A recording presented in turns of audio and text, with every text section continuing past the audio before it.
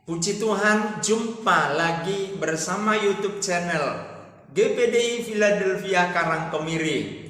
Luar biasa, diberi Tuhan kesempatan untuk kita mendengar firman Tuhan. Ini sebuah kesempatan, jangan sia-siakan.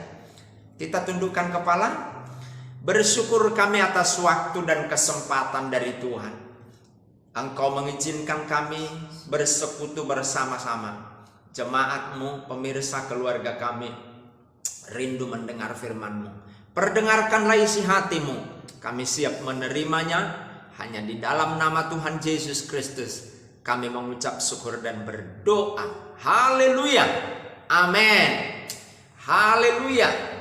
Saya mengajak kita melihat, membaca, mendengar Injil Matius pasal 9 ayat 18 sampai dengan 26.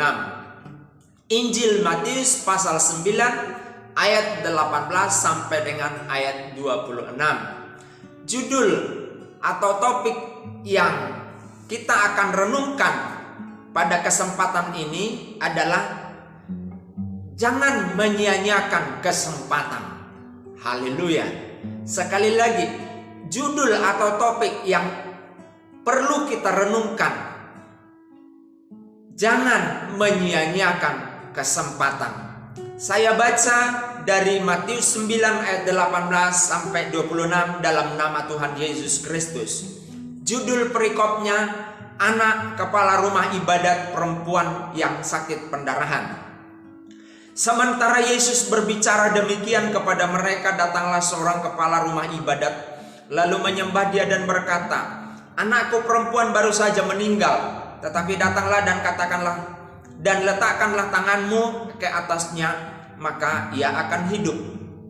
Lalu Yesus pun bangunlah dan mengikut orang itu bersama-sama dengan murid-muridnya. Pada waktu itu seorang perempuan yang sudah 12 tahun lamanya menderita pendarahan maju mendekati Yesus dari belakang dan menjamah jumbai jubahnya. Haleluya. Karena katanya dalam hatinya, asal ku jamah saja jubahnya, aku akan sembuh.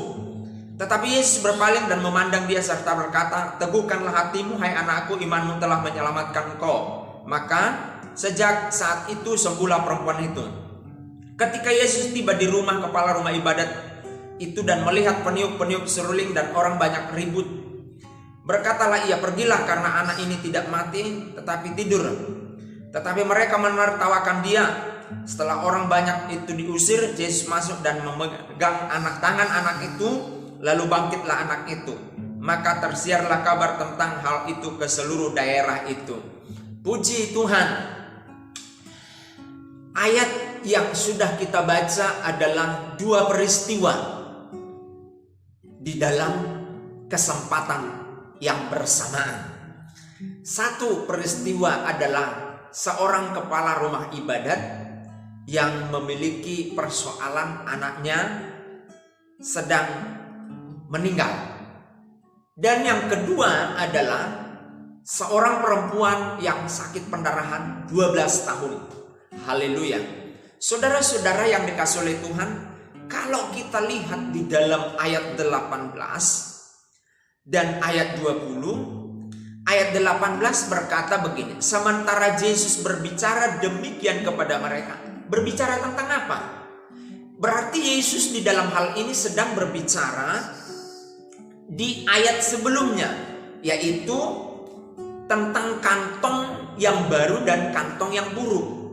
Nah, dalam menjelaskan penjelasannya Yesus, kepala rumah ibadat ini tidak menyia-nyiakan kesempatan yang ada. Di depan matanya dia sudah melihat Yesus sedang berkhotbah, sedang menjelaskan satu materi, sedang memberitahu tentang nilai-nilai kerajaan surga. Maka kepala rumah ibadat ini tidak menyia-nyiakan waktu itu.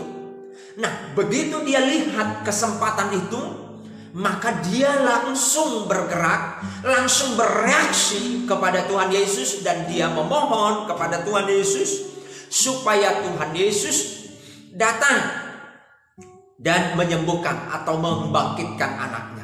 Dikatakan datanglah seorang kepala rumah ibadat lalu menyembah dia dan berkata, Kalau seseorang datang kepada seseorang dengan menyembah, berarti hal itu sangat urgent sekali, sangat penting sekali, sampai dia mau menyembah, memohon. Nah, inilah keadaan dari si kepala rumah ibadat ini. Dia memohon, menyembah kepada Tuhan, dan dia tidak menyia-nyiakan kesempatan. Yang kedua, kesempatan yang kita lihat dalam situasi yang sama. Ayat 20. Pada waktu itu seorang perempuan yang sudah 12 tahun menderita pendarahan maju mendekati Yesus. Jadi runut peristiwa begini. Yesus sedang khotbah. Yesus sedang melayani, memberitahukan nilai-nilai kantong baru dan kantong buruk. Kantong buruk tidak bisa diisi anggur baru, akan mengakibatkan robek, kerusakan. Nah, saat Yesus melayani, si kepala rumah ibadat ini tidak menyia-nyiakan kesempatan itu. Dia datang kepada Yesus dan dia berkata, "Anakku meninggal." Dia menyembah. Dan di kesempatan yang sama pula, perempuan yang sudah 12 tahun sakit pendarahan datang juga.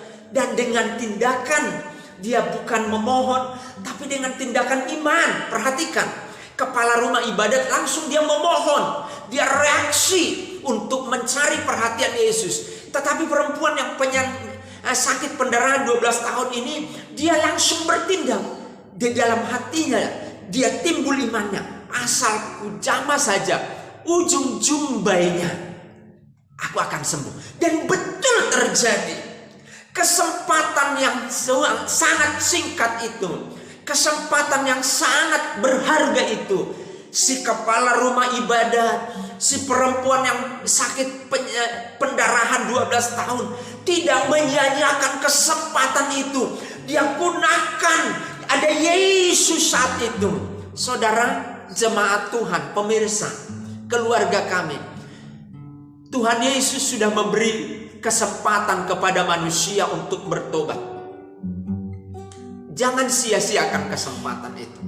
Artinya, ada batasan waktunya Tuhan untuk menghentikan segala sesuatu. Dan kalau sudah semua berhenti, tidak ada pengampunan lagi. Jemaat Tuhan, kalau engkau hidup dalam dosa, berhenti.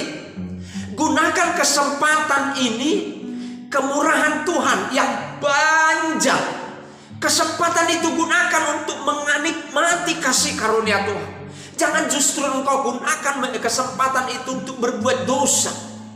Jangan engkau gunakan kesempatan itu untuk bermalas-malasan. Jangan engkau gunakan kesempatan itu untuk memperbudak istrimu, lalu engkau ongkang-ongkang kaki di rumah. Istrimu yang engkau suruh bekerja, engkau berdosa. Waktu itu akan berhenti nanti, dan engkau akan menyesal. Haleluya. Satu hal yang tidak bisa Anda ubah dalam hidupmu adalah waktu. Jangan buang waktumu. Jangan engkau tidur terus. Orang bekerja, engkau tidur. Haleluya. Malas. Sebagai suami, jemaat Tuhan, jangan malas. Bekerjalah. Jangan perbudak istrimu untuk bekerja. Haleluya. Gunakan kesempatan ini. Hari-hari ini adalah kesempatan bagi jemaat untuk beribadah. Pemirsa, jemaat Tuhan GPD Philadelphia Karangkemiri, keluarga kami, mari gunakan kesempatan ini untuk beribadah. Kita teladani kepala rumah ibadat ini, yang perempuan yang 12 tahun sakit pendarahan ini. Mereka tidak menyia-nyiakan kesempatan itu. Sangat singkat waktu itu, mereka gunakan itu. Haleluya. Gereja setiap minggu, setiap hari terbuka untuk engkau datang kepada Tuhan. Ya, di rumahmu engkau bisa datang kepada Tuhan. Betul, tidak salah. Tapi ingat, dagingmu akan menarik engkau lebih kuat untuk tidak beribadah. Kalau engkau beralasan, aku bisa beribadah di rumah. Tapi ketika ada temanmu yang sama apinya, itu akan membakar engkau. Itu engkau dapatkan di gereja. Mari engkau beribadah. Suatu waktu nanti akan berhenti peribadatan di dunia ini. Maka engkau akan menyesal sebelum penyesalan itu datang. Mari gunakan kesempatan. Haleluya. Amsal berkata, orang malas akan mengalami kemiskinan. Kenapa kita miskin? Kenapa saudara miskin? Karena malas. Jangan pernah berharap bahwa ketika engkau malas, engkau jadi kaya. Oh, tidak ada rumusnya. Sebelum saya akhiri renungan ini, ada 3 tipe atau reaksi orang terhadap kesempatan. Yang pertama, ketika kesempatan lewat, kesempatan belum datang di depannya, dia sudah tangkap kesempatan itu. Itu tipe yang pertama. Tipe yang kedua, kesempatan datang, dia bilang begini, kesempatan datang, kesempatan datang, kesempatan datang. Dia hanya berteriak, lalu kesempatan lewat. Yang ketiga, tipe terhadap reaksi orang kesempatan. Dia hanya lihat ketika kesempatan datang, dia lihat kesempatan itu lewat dari depan matanya tanpa ada yang dia lakukan. Di mana posisimu? Saya berdoa jemaat, keluarga kami dan pemirsa ada di tipe orang belum datang kesempatan, baru muncul kesempatan itu, seperti kepala rumah ibadat dan perempuan yang sakit pendarahan 12 tahun ini, dia langsung tangkap kesempatan itu. Haleluya. Ini saatnya kesempatan dari Tuhan. Jadi berkat saat itu tidak bisa kami ulang, tidak bisa kami putar ke awal. Maka dari itu lewat kebenaran firman Tuhan mengingatkan jemaatmu, keluarga kami, pemirsa dan kami semua akan menggunakan kesempatan dan tidak menyia-nyiakan waktu.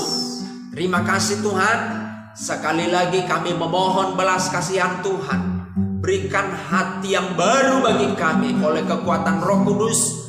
Kami semua, pemirsa jemaatmu, keluarga kami, melakukan dan suka melakukan firman Tuhan. Maka lumbung-lumbung kami, usaha kami, pekerjaan kami, profesi kami, pelayanan kami diberkati oleh Tuhan. Di dalam nama Yesus kami mengucap syukur dan berdoa. Haleluya. Amin.